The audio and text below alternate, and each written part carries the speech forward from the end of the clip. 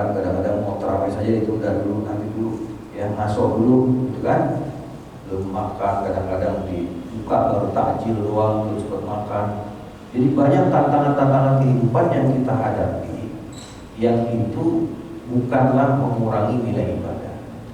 Ya, Allah Subhanahu wa Ta'ala Maha Bijaksana, bahwa setiap orang la yukallifullahu nafsan illa wus'aha. Kemampuan kita seberapa? Maka kalau misalnya kayak saya misalnya, ya, agak sulit juga saya ngatamin dalam jumlah yang banyak, karena kesibukan saya adalah di dunia ilmu. Habis subuh saya ngajar, sekarang ceramah, nanti ceramah lagi, ajar lagi.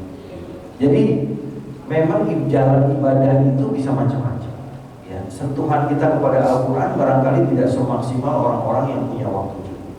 Tapi mereka-mereka yang punya kesibukan lain, jangan merasa kecil hati bahwa wah saya ketinggalannya, wah saya nggak semaksimal dia ya. Jangan. Nanti takutnya kita makin putus asa untuk beribadah, dan itu yang disenangi oleh setan. Gitu ya. Wah kayaknya saya nggak bisa ngatamin Quran, udah gak usah baca Quran. Justru itu yang tidak boleh. Maka para ulama punya kaidah, ya, ma la yudraku kulluhu la yudraku julluhu. Kalau tidak bisa didapatkan semua, sebagian jangan ditinggalkan. Dan itu berlaku di dalam semua aspek hidup. Jadi semampu kita berapa? Saya mampunya Ustaz, habis sholat 1 halaman baca Quran, Ustaz, khair. Ya, yang penting ada ikhtiar. Soalnya saya kalau lebih dari 1 halaman nggak bisa, saya harus balik ke kantor, nanti dimarahin sama bos. Nah, ya, itu juga bagian daripada kesungguhan kita.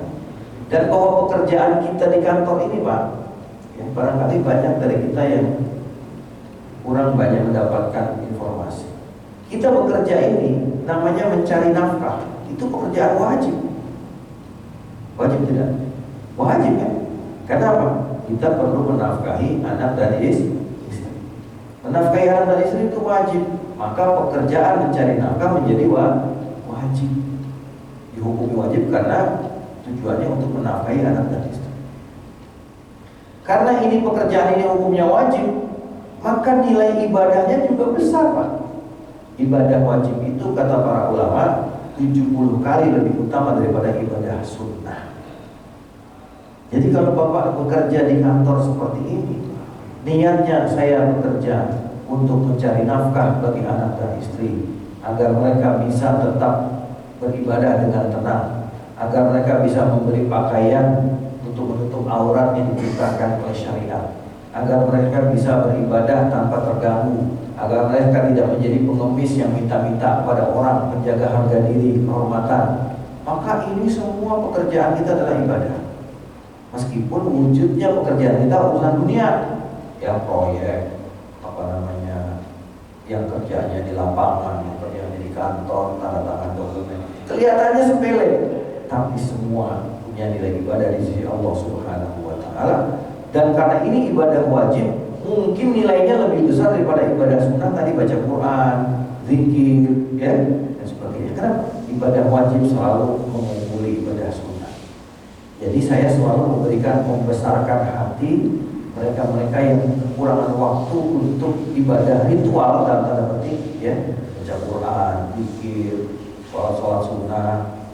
Lakukan semampunya dengan kebersihan hati, mohon kepada Allah agar Allah menerima segala persembahan kami dengan segala kekurangan yang ada pada kami. Ya Allah, terimalah.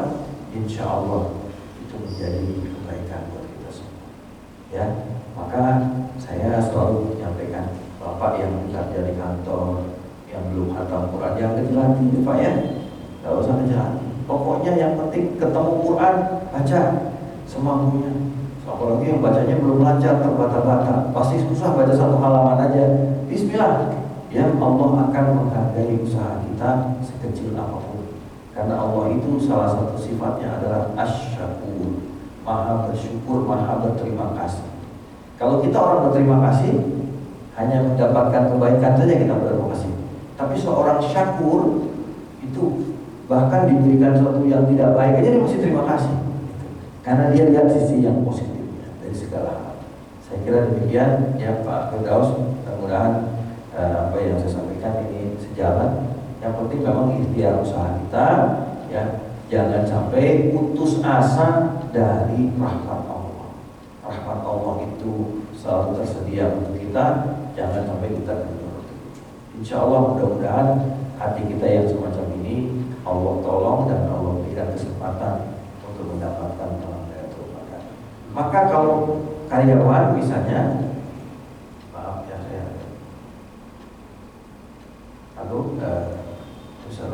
ya, ya ditunggu ya, saya masih ceramah sedikit lagi selesai. Ya, kasih. Jadi Bapak, saya memberikan ini supaya kita punya kesempatan untuk terus beribadah. Ya, nanti diatur Pak. Kayaknya saya itu kalau perjalanan pulang capek, ya, sampai rumah mau tarawih mau sholat isya, kayaknya capek. Ya lagi istirahat dulu. Sampai rumah bersih-bersih, belum sholat isya nggak apa-apa, istirahat dulu, ambil tidur sejam, ya. Insya Allah fisik kita lebih segar. Sejam bangun, lalu wudhu, sholat isya, sholat tarawih, atau sholat qiyamul lail, qiyamul ramadan, berapapun rakaatnya semampu kita. Syukur-syukur bisa 8 ya, dengan witir 3 atau witir 1 nggak apa-apa kalau nggak terlalu capek. Kalaupun nggak mampu juga, nggak bisa 8, 4 pun nggak apa-apa. Kenapa? Rasulullah pernah bilang kepada sahabat Jabir, ya, kalau kamu sholat isya berjamaah dengan imam, kamu sholat subuh berjamaah dengan imam, itu sudah dapat pahala qiyamul lail. Karena ada hadis lain yang demikian, bahwa barang siapa yang sholat isya berjamaah, dia mendapatkan pahala sholat malam setengah malam. Sholat subuh berjamaah, dia dapat pahala sholat malam sepanjang malam.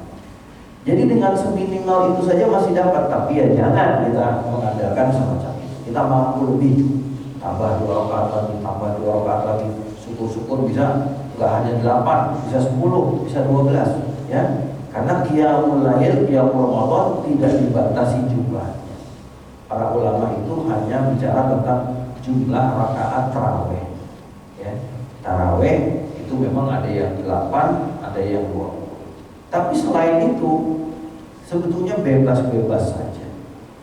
Yang penting malam kita qiyamul lail, sholat sunnah berapapun itu. Ya, tentu yang paling bagus sempat tarawih, habis tidur malam bangun sebelum sahur atau sesudah sahur kita tahajud. Itu tentu lebih bagus lagi, ya. Pokoknya semampu kita, jangan kecil hati. Insya Allah mudah-mudahan Allah terima segala usaha dan ikhtiar kita. Amin ya Allah. Ini kiranya demikian, ya. Saya kira sudah jauh lebih dari jam 1, ya. Terima kasih. Saya mohon maaf atas segala kekurangannya. Assalamualaikum warahmatullahi wabarakatuh. Waalaikumsalam warahmatullahi wabarakatuh. Mudah-mudahan kegiatan ini bisa menginspirasi iman kita sehingga bisa tetap istiqomah untuk beribadah kepada Allah Subhanahu wa taala.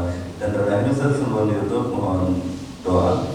Baik, bismillahirrahmanirrahim. Alhamdulillahirabbil alamin. Allahumma shalli wa sallim ala sayyidina Muhammadin wa ala alihi washabbihi ajmain.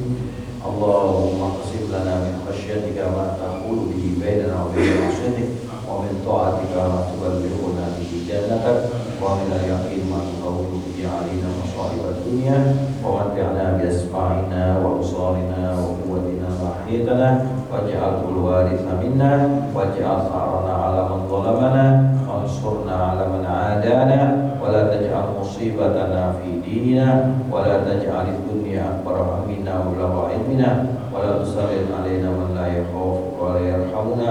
Rabbana atina fid dunya hasanah wa fil akhirati hasanah wa qina adzabannar. Wa sallallahu ala sayyidina Muhammadin nabiyyi ummi wa ala alihi washabbihi wasallam. Subhana rabbika rabbil izzati amma yasifun, wa salamun alal mursalin, walhamdulillahi rabbil alamin. Terima kasih. Dan kita akan lagi pada kajian spesial Ramadan hari Senin bersama Ustaz Dr. Abdi Kurnia Johan dalam Ramadan dan kesalehan sosial. Terima kasih. Assalamualaikum warahmatullahi wabarakatuh.